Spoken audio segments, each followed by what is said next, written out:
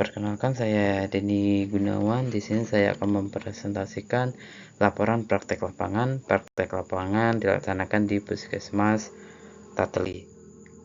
Pendahuluan, latar belakang Puskesmas didefinisikan sebagai fasilitas pelayanan kesehatan yang menyelenggarakan upaya kesehatan masyarakat dan berolahraga tingkat pertama dengan lebih mengutamakan upaya promotif dan preventif guna mencapai derajat kesehatan masyarakat yang setinggi-tingginya di wilayah kerjanya. Puskesmas Tateli yang berlokasi di Desa Tateli, Kecamatan Mandolang, Kabupaten Minahasa, Sulawesi Utara adalah fasilitas pelayanan kesehatan tingkat pertama yang bertanggung jawab dalam memberikan layanan kesehatan masyarakat di wilayahnya.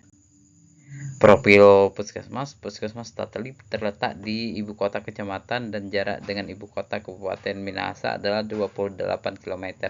Dengan ibu kota provinsi Sulawesi Utara adalah 10 km. Luas wilayah kerja Puskesmas Tateli adalah 5,385 km pada tanah dataran tinggi 30%, dataran rendah 40%, pesisir pantai 30%.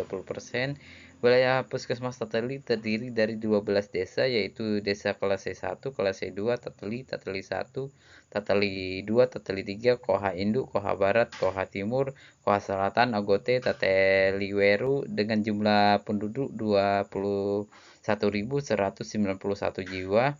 Dan sekarang itu ada perubahan namun belum terupdate.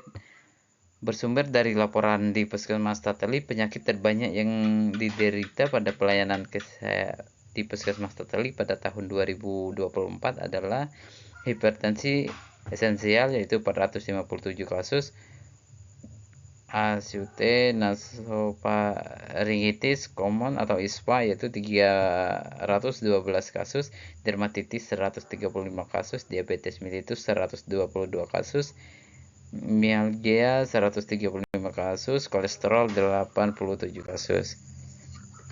Puskesmas Tateli dalam kegiatan di bidang kesehatan bekerja sama dengan 16 kader kesehatan di Posyandu berjumlah 89 orang. Puskesmas Tateli memiliki 6 upaya kesehatan wajib dan 5 upaya kesehatan pengembangan dan 2 upaya kesehatan penunjang dengan jenis ketenaga kerjaan seperti di tabel berikut.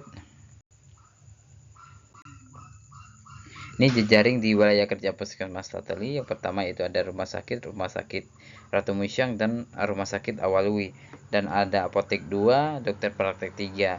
Dan sekolah di wilayah Puskesmas Tateli yaitu sekolah dasar 11 sekolah, sekolah menengah pertama 5 sekolah, sekolah menengah atas 4 sekolah, dan perguruan tinggi itu ada 1 yaitu IAKN.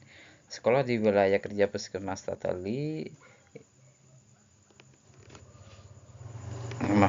fasilitas yang ada di wilayah kerja Puskesmas Tateli yaitu ada ruang kepala puskesmas, poliklinik umum, poliklinik gigi dan mulut, ruang KIA dan atau KB, ruang gizi, apotek atau farmasi, rekam medis, ruang nursing center, tata usaha, ruang konseling, ruangan promkes, dan mobil ambulans. Ini pembahasannya. Program promosi kesehatan, itu promosi kesehatan adalah upaya untuk meningkatkan kesadaran dan kemampuan masyarakat dalam menjaga kesehatan melalui pendidikan, kebijakan, dan perubahan lingkungan yang mendukung gaya hidup sehat. Tujuan promosi kesehatan yaitu meningkatkan kesadaran, mengubah perilaku, mencegah penyakit, dan meningkatkan kesejahteraan masyarakat. Dan yang selanjutnya itu strategi dalam promosi kesehatan di Puskesmas Tateli. Yang pertama itu dengan melakukan pendidikan kesehatan, penguatan kebijakan publik yang sehat, pemberdayaan masyarakat, menciptakan lingkungan yang mendukung kesehatan, dan penguatan layanan kesehatan, yaitu, dan ini contoh program promosi kesehatan di Puskesmas Tateli. Ada Germas, ada Posyandu, ada program Stop BABS, kampanye anti merokok, dan sosialisasi cek kesehatan gratis di hari ulang tahun. Ini tantangan dalam promosi kesehatan. Pertama, perilaku dan kesadaran masyarakat.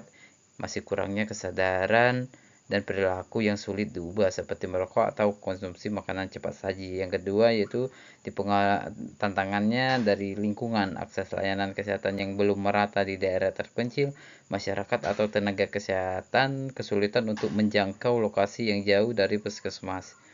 Dan yang ketiga yaitu manusia, belum ada tenaga ahli promkes yang latar belakang pendidikannya itu Promkes. Dan selanjutnya peningkatan 25 kompetensi kader Posyandu, belum maksimal dari 89 kader, baru 9 yang sudah mengikuti peningkatan kompetensi. Dan yang keempat itu dana. Di dana ini tidak ada anggaran yang dikhususkan untuk program promosi kesehatan. Anggaran kegiatan promosi kesehatan diambil dari JKN, itu jika sangat dibutuhkan. Dan yang selanjutnya, media Promkes hanya menggunakan distribusi dari Dinas Kesehatan. Dan sarana persananya masih kurangnya sarana dalam mencetak media, pengeras suara terbatas, pemutaran video di luar ruangan terbatas dikarenakan tidak ada LCD yang bisa digunakan, itu sedang mengalami kerusakan. Selanjutnya, tidak ada ruangan khusus untuk melakukan promosi kesehatan. Dan tantangan yang kelima yaitu metode penyuluhan massal dianggap tidak efektif karena masyarakat tidak memperhatikan materi yang disampaikan. Penyuluhan di ruang tunggu tidak efektif dikarenakan pasien tidak fokus mendengar materi karena ada pemanggilan nomor pendaftaran dari poli-poli yang lain.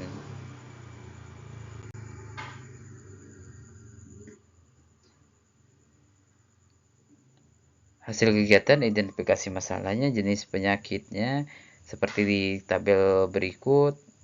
Hipertensi itu 475 kasus, masalahnya kurangnya anggaran khusus untuk promosi kesehatan.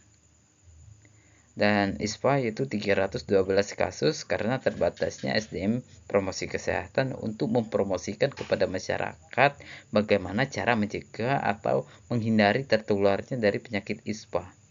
Selanjutnya dermatitis 135 kasus itu dikarenakan minimnya partisipasi masyarakat. Diabetes mellitus karena kurangnya inovasi dan pemanfaatan teknologi. Dan gasteritis itu 135 kasus karena koordinasi antar program kurang efektif. Kolesterol 87 kasus karena kurangnya anggaran khusus untuk promosi kesehatan. Dan penentuan prioritas masalahnya,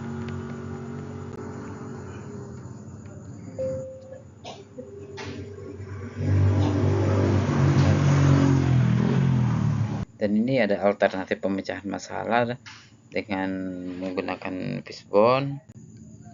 Ini program intervensi pemecahan masalah melalui POA atau Planning of Action atau rencana tindak untuk meningkatkan efektivitas promosi kesehatan di Puskesmas Tateli berdasarkan faktor-faktor penyebab dari diagram fishbone.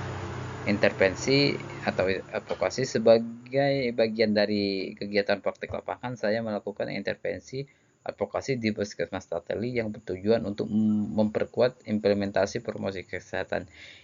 Intervensi ini dilatar belakangi oleh hasil observasi dan analisis situasi yang menunjukkan masih rendahnya efektivitas kegiatan Promkes yang disebabkan oleh berbagai faktor seperti kurangnya media edukasi, distribusi SDM yang tidak merata, serta belum optimalnya integrasi Promkes dalam program-program pelayanan puskesmas lainnya.